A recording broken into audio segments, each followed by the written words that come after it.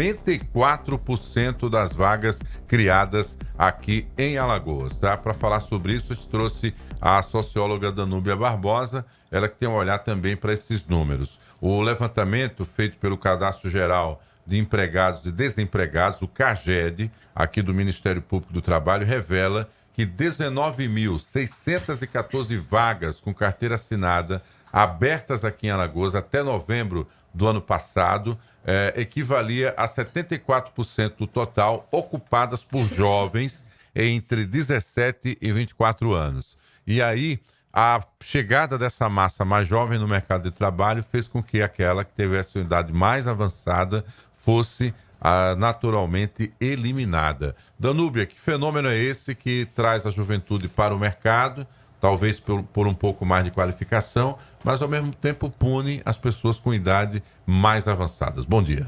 Bom dia. Essa lógica, ela perpassa o mundo, né? Não é um fato de Alagoas, né? O mundo cada vez mais, ele tem se especializado e essas pessoas com um pouco mais de idade, elas meio que têm que se acomodado, não têm buscado, principalmente o mundo tecnológico. Hoje, você dominar o mundo tecnológico é de fundamental importância para o mercado de trabalho. E aí, isso esbarra no fechamento desses postos.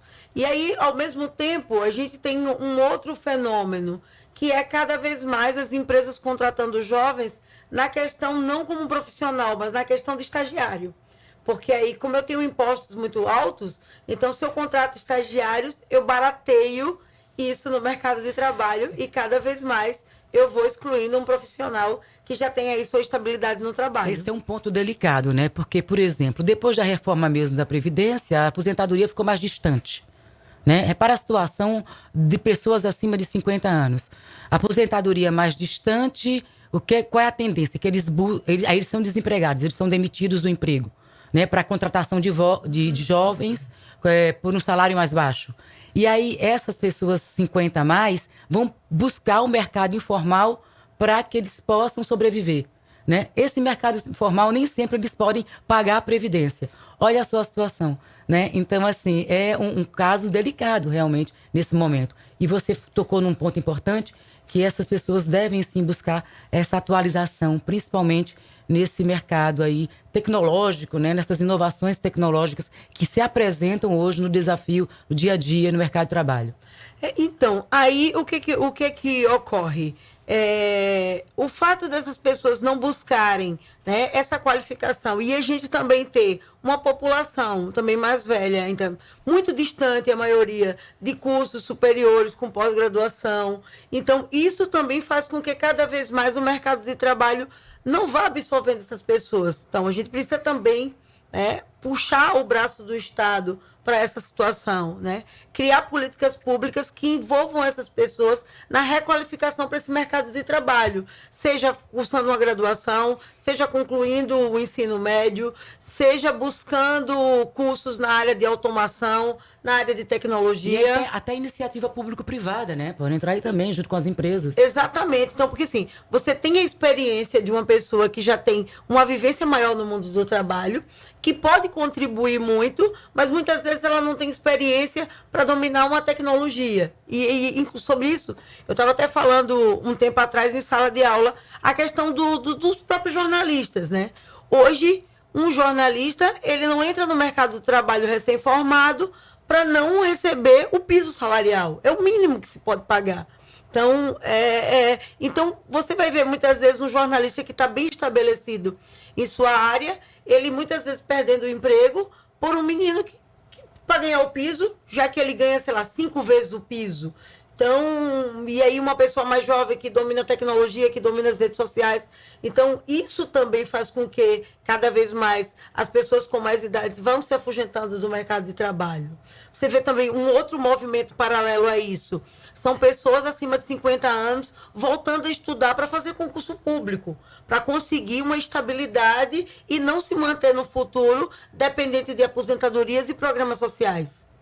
Naturalmente, em função dessa demanda, como você fala, que é crescente, é um fenômeno de quase uma década, desde a digitalização dos serviços, e pode se agravar mundialmente falando por conta da adoção da inteligência artificial. Há também setores que já são afetados pela mecanização e a robotização, que desempenham tarefas os 3 horários sem parar e, obviamente, por não serem humanos, dando um resultado de produtividade ainda maior. Como você falou que é uma discussão mundial, há alguma tendência de novas alternativas, de criação de próprios ambientes de trabalhos individuais, né? A história do empreendedorismo são alternativas para essa situação? Sim, a maioria dessas pessoas, elas quando saem desse mercado de trabalho formal, elas buscam o mercado informal. E aí, como um teste, inicialmente, mas dando certo, elas empreendem, né? Elas abrem empresa e migram para o empreendedorismo. É um lado fácil? Não, não é fácil, porque aí você esbarra em outras situações. Mas é um caminho. O outro caminho é justamente esse que eu falei, né? Pessoas com mais idade parando para estudar para a entrada em concurso público, porque o serviço público se torna uma alternativa. Ou voltando para as escolas para estudar tecnologia e dominar essa área e conseguir entrar de volta no mercado de trabalho. O que acontece também, as empresas estão afastando as pessoas mais velhas, que têm carteira assinada também, e estão contratando os jovens. Você disse, não só a questão do salário mais barato, mas jovens que são empresas, pessoa jurídica, né? Isso também tem contribuído, né, para essa exclusão, digamos assim, das pessoas acima de 50 anos no mercado de trabalho.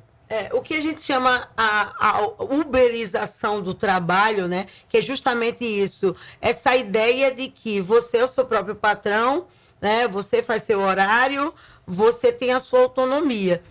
Por um lado, para essa juventude é uma ideia muito boa, porque eles não estão acostumados muito à regra, coisas fixas. Mas uma pessoa que passou dos 50 anos, que viveu a partir de uma rotina, de uma segmentação, é uma coisa complicada, porque de uma hora você tem todos os seus direitos enquanto trabalhador e você passa a ser uma empresa. Você é uma empresa, você é uma microempresa individual. Então, você tem seus impostos a pagar, você continua fazendo seu horário. Então, muita gente não consegue se adaptar a esse meio.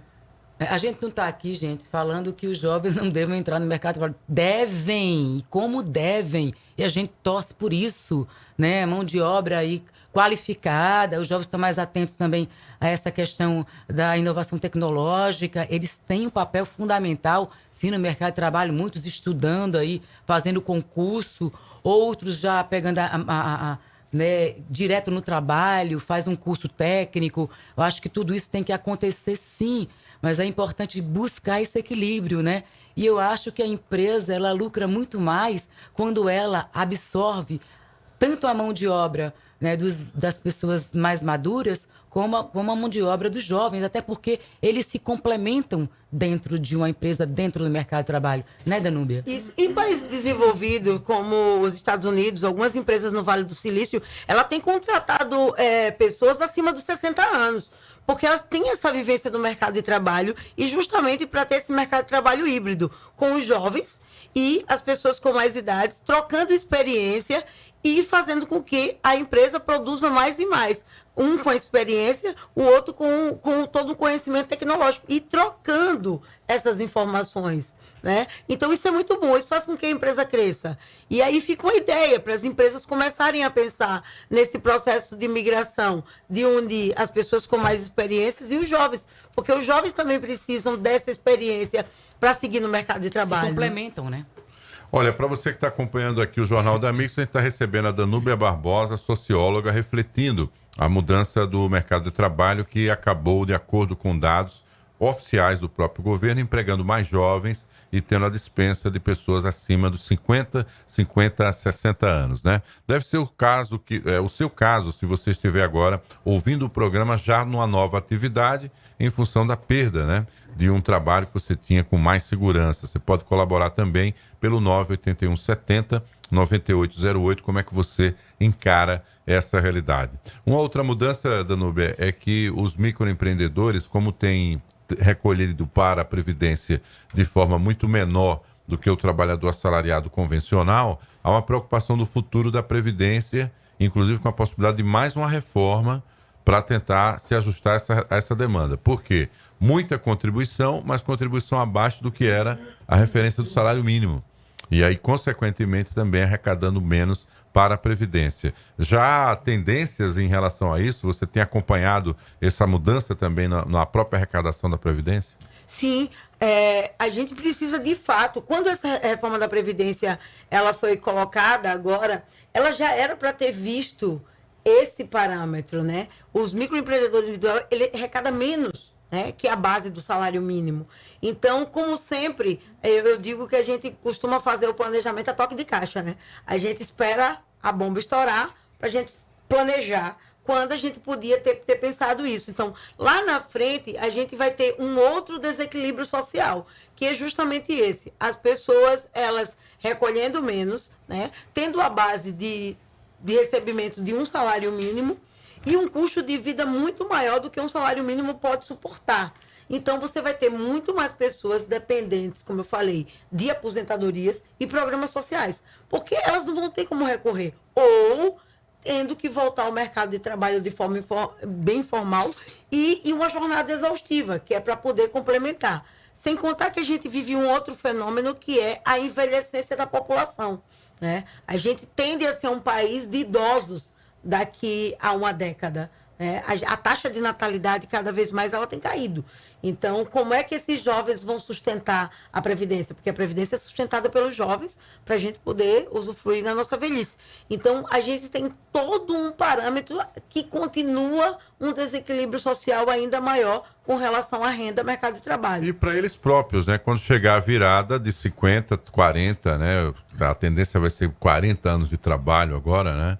A construção é essa, era 35, 40, 42, aí você vai tendo mais longevidade por conta da tecnologia, aí já sobe para 50, enfim, tudo para manter a máquina, que é essa máquina que ampara justamente quando você desiste ou tem a condição de parar em função dos seus direitos. Então, muita coisa vai mudar, é uma perspectiva, esse universo virtual que parece que não cansa, né? O jovem faz tudo, né?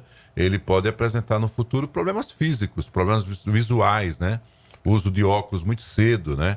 Então desgasta outras partes do corpo, né? Além dessa capacidade do cérebro estar trabalhando sempre na adrenalina, de forma muito elétrica, tem uma hora que também essa máquina ela cansa e, obviamente, esse jovem vai precisar de amparo. E aí? Qual é a cobertura social que vai ter? A Previdência vai dar ganho para isso? Ele vai conseguir se aposentar no futuro?